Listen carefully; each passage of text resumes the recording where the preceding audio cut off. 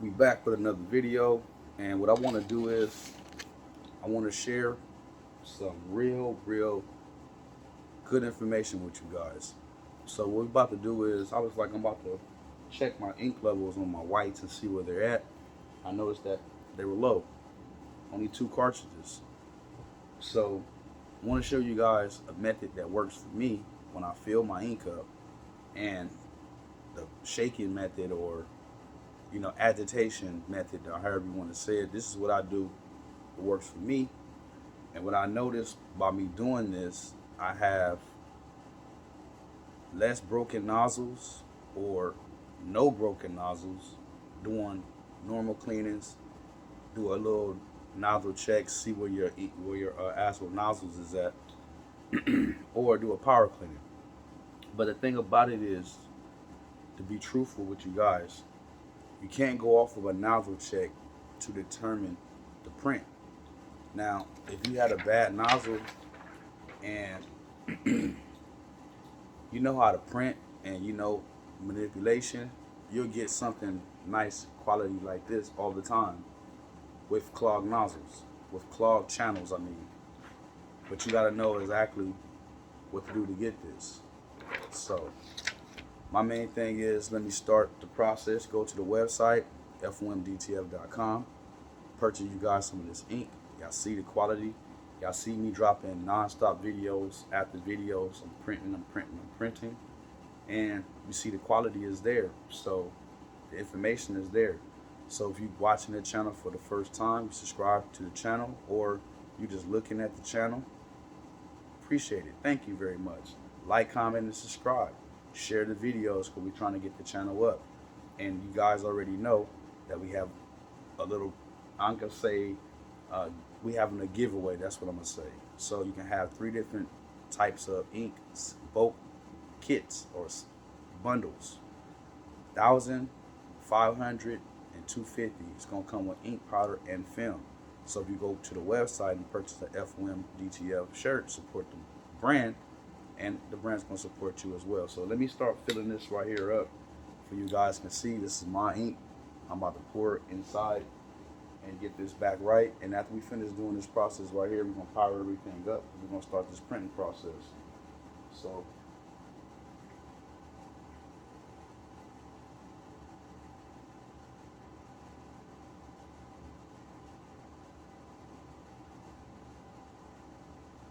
now some people, depending on, you put it on a table and things like that. I sit mine right here.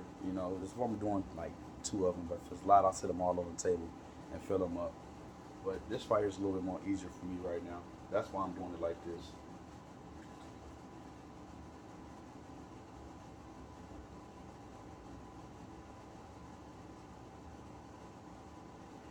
Yep, it's easier for me. I'm not trying to be lazy, but it don't make no sense. I already got the other 2 cartridges sitting on the table, and I turned them upside down to start the agitation of the ink, and I'm gonna flip them back over, but I want to wait so after I finish these cartridges and do them all together. So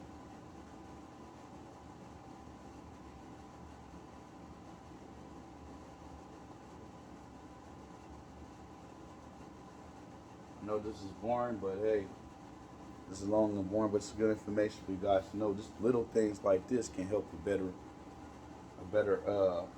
have. You can help have. Let me see, have a better sense of awareness of what's going on and what to be looking for. And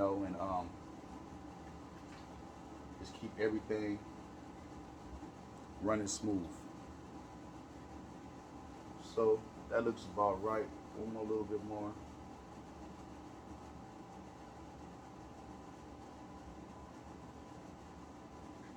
See, what I do is on the side of these cartridges right here,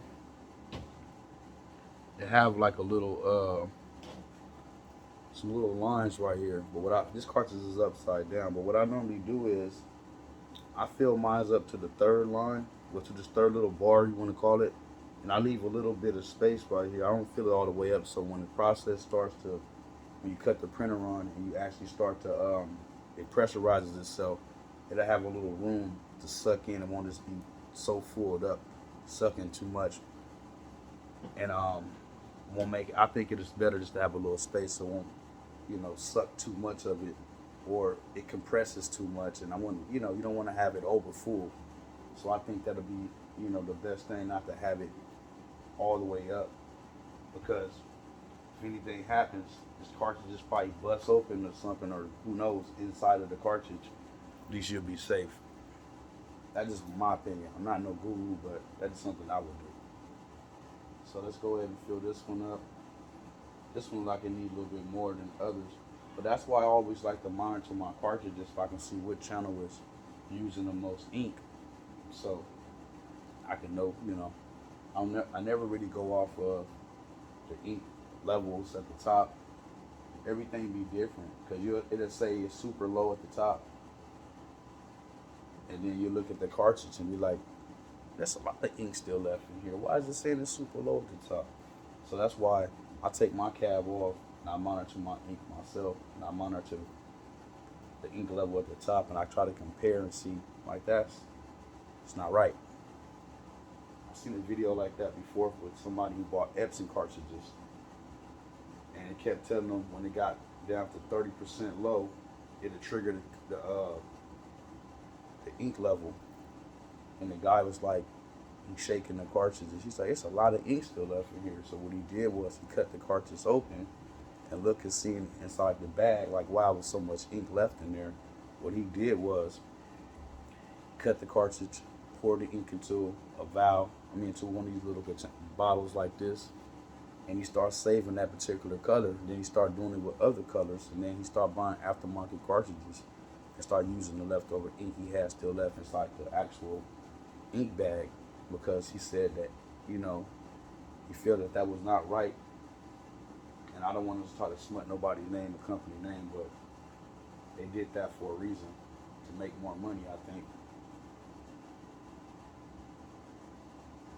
So once my understanding of it is, once you have the system trigger and say, hey, once you get to this level, you need to refill, and if it's not a refillable cartridge, then what? You have to replace it, right? So that is my level of understanding, that they make more money because you never will actually utilize the whole 100% of the ink in the cartridge. That's smart, but at the same time, it hurts people that's just getting started and can't afford to replace the ink like that. So smart, but not right.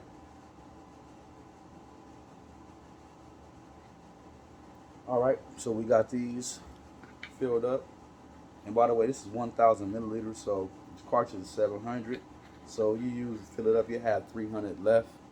If you buy 2 of them, you can fill 1 cartridge up and have 1 milliliter still needed to go inside the cartridge. So you buy like 3 of these bottles, you'll be okay. But you know, 1 milliliter is not a lot of ink. It's a little bit, but you want to have it filled up if you can afford all of it. But if not, it's always an alternative. That's what it is. So I'm going to go ahead and clean this off real fast when we're dripping. And what we're going to do is, I'm going to take these right here and wipe them off. Excess ink that's still stuck on there. Put them on. I actually wipe it around here because I want to keep my ink cartridges looking nice. I want to have them all, you know, stained up with ink and stuff. Like you see some printers, they be all stained up with ink on the cartridges, like they be in a rush to put it back on, and put it back in and get going. I try to keep my printer, you know, the maintenance up on it. Not trying to have it look all too out of whack and stained up or look like a poor maintenance. I don't take care of my printer, so that's another thing. Printer maintenance is another thing. So we're gonna take these out right here. I grab both of them just like this, turn them upside down, and I sit them up here. So let you guys check it out. I just sit them all up right here, just like that. Let them chill for a minute. See, these already been upside down for a while because they're the first one I started with. But let's go like this. And that's it. You let them just sit for a couple of seconds. And then you just continue this process. Do it probably like a couple of times. Make sure that these little pieces right here hanging a little bit off the table, so you know you won't be trying to get it uneven when you're flipping them over. Just like my second time. So we'll do one more, and after we do that, we put them back inside. We power the printer on, do a power cleaning, and we'll take it from there. See, I normally print out a color chart. That's the thing to do, to print your color chart off so you can see if the colors and the whites are not banding. So that's the normal thing to do instead of going on a nozzle check. And I don't have anything against people that, you know, be like, oh, my nozzles is not all the way, my channels is not all the way. Sometimes that right there can be a problem, and sometimes it won't. It all depends on the level of your printing skills, or you know how you can come back from that. So that's just what I do. But you see right here, when I put these in, I slide them in. I normally take my thumb and push it right here and push both of them in at the same time. Same thing for this ones. If it don't work, I just go ahead and press it again. But I normally just put my thumb and press them both in. But now we're powering on the machine. And see, the thing about this printer, it's not that loud when it cut on, because the thing about mine is I cut the vacuum off from the back. So you hear it has vacuum, but it's not super loud. You can hear it. It's not super loud how a lot of these printers are when they cut them on. You can hear it. So it'll power on like a regular printer, but it don't have that super loud vacuum. I cut mine off for two reasons. Two reasons you can cut it off. When you're using a good quality transfer film, or when it's too much vacuum and you see your paper start to poof. So what I mean by that is your paper comes down and the air just be like poof, poof, poof. It keep doing that.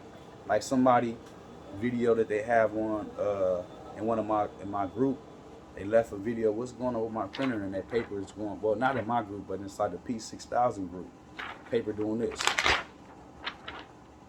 That air just in the back of it's blowing it out like that, and then it's catching it at the bottom.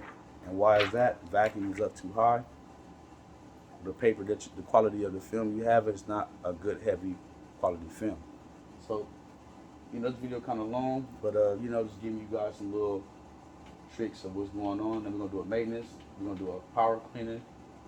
And after we do this power cleaning, we're gonna get to printing. Because I know the state of my printer, I know what the state is in. I can go ahead and do a color chart. That's what good people to do, but I already know that my printer is going to print pretty good, because I was printing late last night, and the way my printer was printing, I know it's okay. But I'm not saying that I recommend you guys to do this, but this is something that I do. But other than that, we're going to wrap this video up, because we're going to start to print, and I like, you know, sharing this knowledge with you guys. This little basic stuff like this can take you a long way within this printing game if you're using one of these big, large format printers. But until then, thank you for liking, commenting, and subscribing to the channel. For the ones that's new to the channel, like and comment and subscribe. Cut the notification bells on to everybody if they're not on there, to all, so you get new content that's about to drop. And we out with another one. Kings and queens, appreciate you guys. We gone.